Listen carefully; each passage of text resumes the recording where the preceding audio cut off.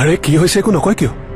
নাই একো হোৱা নাই আপুনি ফ্ৰেছ হৈ লওক মই বৌক চাহ আনিবলৈ কওঁ কোনোবাই আপোনাক কিবা ক'লে নেকি?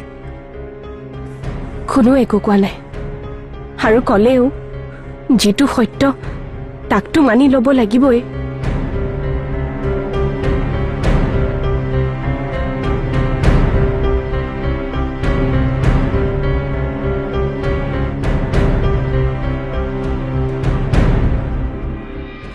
কি আঘাত দিলো মই তোমাক? সেইটো কথা তুমি নিজক সোধা অযথা তৰ্ক কৰি নাথাকিবা এতিয়া অযথা তৰ্ক মইহে কৰিলো ন তুমি আৰু তোমাৰ ভনীয়েৰে যিখিনি কৰিলা সেইবোৰ কি কৰা দেখিলা তুমি আৰু তোমাৰ ভাইৰাই যিখিনি কৰিছে তাৰ কাৰণে কি তোমালোকক মই সন্মান কৰি থাকিব লাগে? একো ভুল কৰা নাই সি তোমালোকেহে তাক অপৰাধী সজাইছা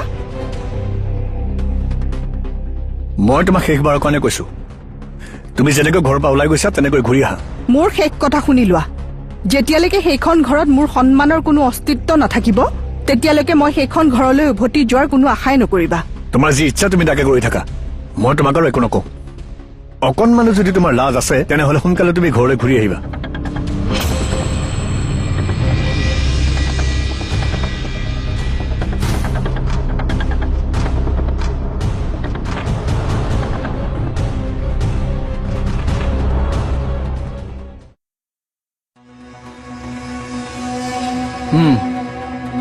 তই এনেকৈ গুচি অহাটো ঠিক নহল নেকি বাইদেউ? তেনেহলে কি কৰিব লাগিছিল সিহঁতৰ তলতীয়া হৈ সিহঁতে যি কৰে মই সহ্য কৰি যাব লাগিছিল নহয় মই সেইটো ক'ব খোজা নাই কিন্তু তই নথকাৰ অৱস্থাত ভিন্দুক যদি সিহঁতে যিটি কথা কয় ফুচুলাই নিজৰ হাত কৰি লয় তেতিয়া হবলা নকৰাকে আছে সেইকাৰণে শাস্তি পাওক বুলিয়ে ঘৰৰ পৰা গুচি আহিছো মই দিনৰ দিনটো চাকৰৰ দৰে গেবাৰী খাটি মৰিম আৰু তাই ভৰিৰ ওপৰত ভৰি তুলি খাব এতিয়া ককাইকক ৰান্ধি বাঢ়ি খুৱাকচোন মজাটো পাওক তথাপিও তাইক তই ইমান লাই দিয়াটো ঠিক হোৱা নাই কোনদিনা ভিন্দুক ভালৈ লগাই সকলো সম্পত্তি হাত কৰি লয় একো ঠিক নাই কৰকচোন কেনেকে কৰে চাম নহয় আইনমতে মই সমৰৰ পত্নী মই জীয়াই থকালৈকে তেনেকুৱা একো কৰিব নোৱাৰে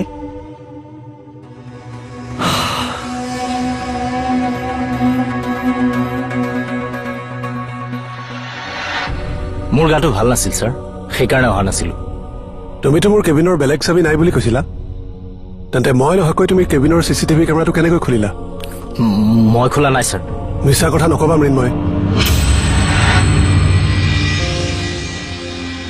কি কৰিছ এই অফিচ যাব ওলাইছো বাকী তই ভালে আছনে আছো দে দাদাহঁত কেনে আছে ভালেই কালি বৈ কাজিয়া কৰি মাকো ঘৰলৈ গুচি গ'ল কিয় কাজিয়া লাগিছে তাইৰ ভায়েকৰ কাৰণে তই জানই দেখোন সি কেনেকুৱা তথাপিও ঘৰৰ পৰা এনেকৈ ওলাই যোৱাটো ভাল কথা হোৱা নাই প্ৰীতি এতিয়া সিহঁত দুটাৰ মাজৰ কাজিয়াখনত মইনো কি কৰিম তই ক সিহঁত দুটাৰ মাজৰ কথা নহয় প্ৰীতি আমাৰ ঘৰখনৰ কথা আৰু দাদা সোনকালে গৈ বৌক লৈ আনিবলৈ ক মানুহে গম পালে কি বুলি ভাবিব বাৰু কচোন দাদাই যে মানিব মোৰ তেনেকুৱা লগা নাই তই দাদাক ভালদৰে বুজা যি খেলি মেলি হৈছে সেয়া যাতে আমাৰ ঘৰৰ ভিতৰতে থাকে ঘৰৰ বাহিৰলৈ যোৱাটো বেয়া কথা আৰু দাদাকতো আজিয়ে যাবলৈ কম ঠিক আছে দে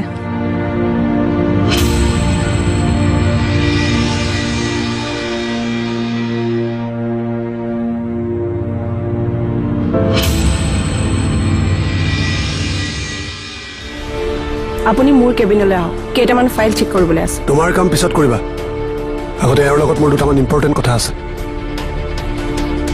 তুমি নাজানা এওঁ কি কৰিছে চোৱা মৃন্ময় তুমি ভালে ভালে বছৰৰ আগত সকলোবোৰ কথা খুলি কৈ দিয়া নহ'লে কিন্তু মই আইনী ব্যৱস্থা ল'বলৈ বাধ্য হ'ম কি হ'ল মুখেৰে একো নামাতা কিয় ঠিক আছে মই এতিয়াই পুলিচলৈ ফোন কৰি আছো ৰ'ব ছাৰ মৃন্ময়দাৰ গাত কোনো দুখ নাই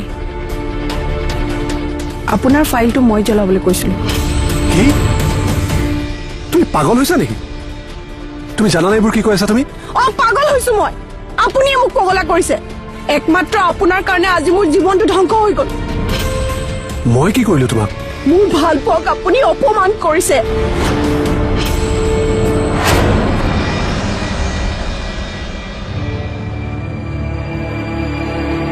দাদা চা আচ্ছা বৌয়ে ফোন কৰিছিলে নেকি? নাই মইহে কৰিছিলো। অহাৰ কথা কিবা কৈছেনে? ৰাতিপুৱাই পুৱাই সেইবোৰ কথা উলিয়াই মোৰ মূৰটো গৰম নকৰিবি। কাজিয়া কৰি এনেকৈ তাত থকা কথাটো ভাল হোৱা নাই দাদা। তই এইবোৰ চিন্তা কৰাৰ দৰকাৰ নাই। আজি মই বাক ফোন কৰিছিলো, তাই কৈছে এই কথাটো। কি কৈছে তাই? আজি বৌক ঘৰলৈ লৈ আনিব কৈছে। নোৱাৰো মই আনিব। যাওঁতেতো সুধি যোৱা নাছিল। অকলে ঘৰৰ পৰা ওলাই গৈছে যেতিয়া আহোঁতেও অকলে উভতি আহিব পাৰিব। অফিচৰ পৰা উভতি আহোঁতে তই নহলে বৌক লৈ আহিবি। নোৱাৰো, খং কমিলে নিজে গুচি আহিব।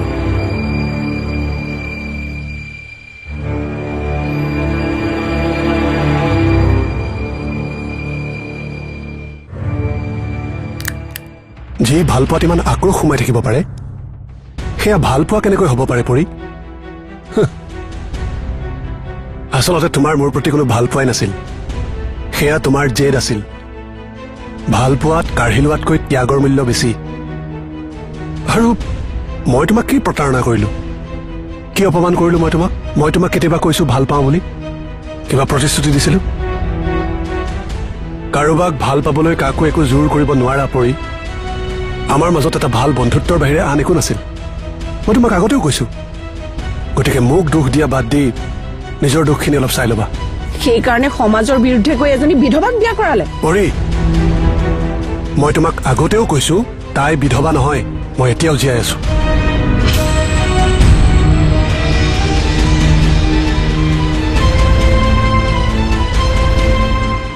তুমি আৰু মিন্ময় যি ভুল কাম কৰিছা তাৰ বাবে তোমালোকক আমাৰ কোম্পানীৰ ফালৰ পৰা ছাছপেণ্ড কৰা।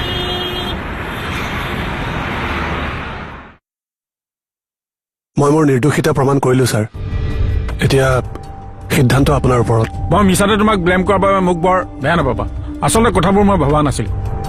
তোমাৰ দৰে এজন বিশ্বাস ষ্টাফৰ আমাৰ বহুত প্ৰয়োজন। ছাৰ মোক মাতিছিলে। আহা পৰি, তোমাৰ এই কেছটোৰ ওপৰত কিবা ক'ব লগা আছে নেকি? নাই ছাৰ। চোৱা, দোষীয়েতো শাস্তি পাবই লাগিব। তুমি আৰু মিন্ময় যি ভুল কাম কৰিছা তাৰ বাবে তোমালোকক আমাৰ কোম্পানীৰ ফালৰ পৰা ছাছপেণ্ড কৰা হ'ল। ছাৰ এটা ৰিকুৱেষ্ট কৰো। কোৱা। আপুনি এওঁলোকক ছাছপেণ্ড নকৰিব। পাৰিলে ফাইল দুটাৰ চলিউশ্যনৰ দায়িত্ব দি দিয়ক, কিন্তু ছাছপেণ্ড নকৰিব প্লিজ। কিন্তু তুমি জানানে এওঁলোকে কিমান ডাঙৰ ভুল কৰিছে? কিন্তু পৰিয়ে তাৰ বাবে মোৰ ওচৰত ক্ষমাও খুজিছে ছাৰ। তাই নিজৰ ভুল মানি লৈছে। She feels apologize for this. Sir please, আমাৰ কোম্পানীত পৰিৰ বহুত প্ৰয়োজন আছে। মই কথা দিছো আপোনাক, আগলৈ তাই এনেকুৱা ভুল কেতিয়াও নকৰে।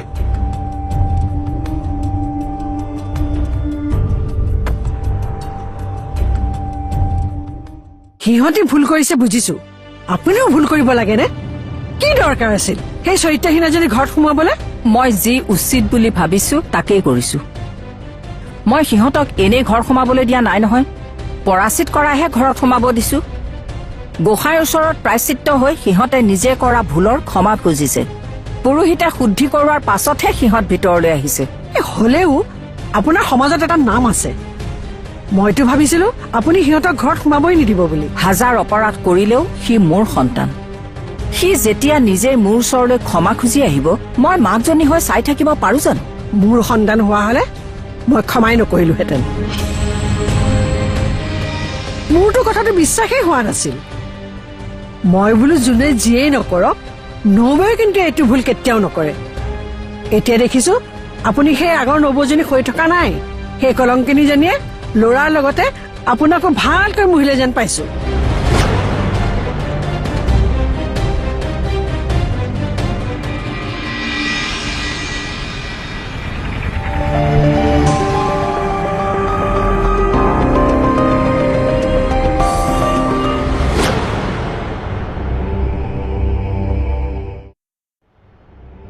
এইবাৰতো ককাইদেউৰ সকাম পাতিব নোৱাৰিব। কিয় নোৱাৰিম? কেনেকে পাৰিব? আৰু পাতিলেই যেনিবা কোন মানুহ আহিব? সমাজৰ ফালৰ পৰাতো এঘৰীয়া হলেই। পৰিয়াল বুলিবলৈ যি দুই এঘৰ আছিল, আপোনাৰ এই সিদ্ধান্তৰ কাৰণে সেয়াও আঁতৰিল। হ'ব, নালাগে আমাক তেনেকুৱা পৰিয়াল। বিপদৰ সময়ত কাকো নাপাওঁ যেতিয়া মই অকলে থাকিয়েই সকাম পাতিম। পাতক। পুতেৰে বিধৱা সভাই বিজতীৰে সংস্কাৰ ঘৰলৈ আনিলেই যেতিয়া আমিনো কবলৈ কোন? পেহী আমাৰ ঘৰৰ কথা আমি চিন্তা কৰিম নহয়, আপুনি আপোনাৰ ঘৰৰ কথা চিন্তা কৰক। কি কি বুলি ক'লা তুমি? তাৰমানে এইখন ঘৰ মোৰ ঘৰ নহয় নেকি? শুনা, নবৌক মই কোনোদিন পৰ বুলি ভবা নাই, মনত ৰাখিবা। সেইকাৰণে কৈছো, মাক আপুনি আপোন বুলি ভাবে যেতিয়া মাৰ মনত বিষবোৰ তলাৰ প্ৰয়োজন নাই।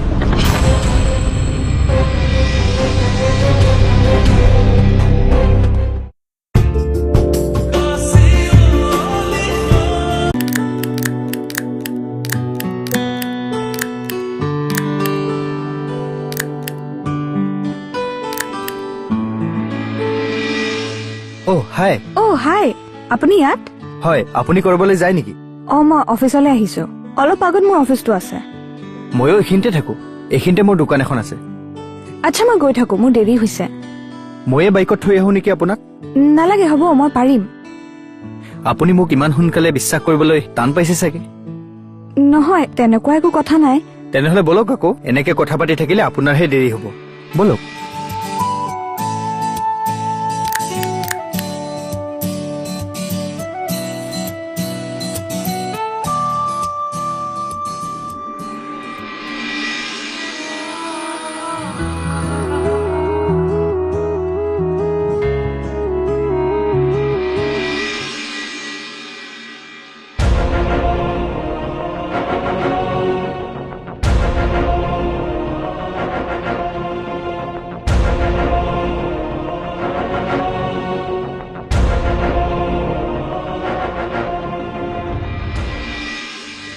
সিহঁতে ভুল কৰিছে বুজিছো, আপুনিও ভুল কৰিব লাগেনে?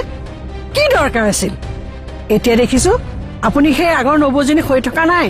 সেই কলংকিনীজনীয়ে ল'ৰাৰ লগতে আপোনাকো ভালকৈ মুহিলে যেন পাইছো। কেনেকে পাৰিব? আৰু পাতিলেই যেনিবা কোন মানুহ আহিব? সমাজৰ ফালৰ পৰাতো এঘৰীয়া হলেই। পৰিয়াল বুলিবলৈ যি দুই এঘৰ আছিল, আপোনাৰ এই সিদ্ধান্তৰ কাৰণে সেয়াও আঁতৰিল।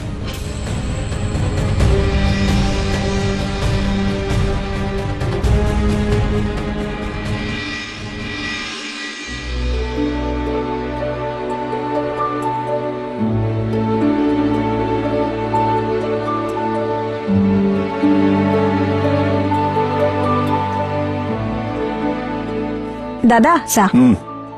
ৰচোন, তোৰ নতুন অফিচৰ কাম কাজ কেনেকুৱা চলিছে? ভালেই চলিছে। নতুনকৈ কামত যোগ দিছ, গতিকে মন দি কামবোৰ কৰিবি। বাহিৰা কথাত বেছি লাগি নাথাকিবি। সেইদিনা তই পঢ়া শুনা বাদ দিম বুলি কলি, মই বাধা নিদিলো। নিজৰ ভৰিত থিয় হৈ কিবা এটা কৰিব খুজিছ যেতিয়া কৰ। কেৱল নিজৰ দায়িত্ববোৰ ভালকে পালন কৰিবি। এনেকুৱা কাম নকৰিবি যাতে তই পঢ়া শুনা বাদ দিয়াৰ বাবে পস্তাবলগীয়া হয়। আজি ৰাতিপুৱা তোক ল'ৰাজনৰ বাইকত দেখিলো। কলৈ গৈছিলি? অফিচলৈ। তোৰ অফিচৰ কোনোবা ষ্টাফ নেকি? নহয়। তেনেহলে ল'ৰাজন কোন আছিল?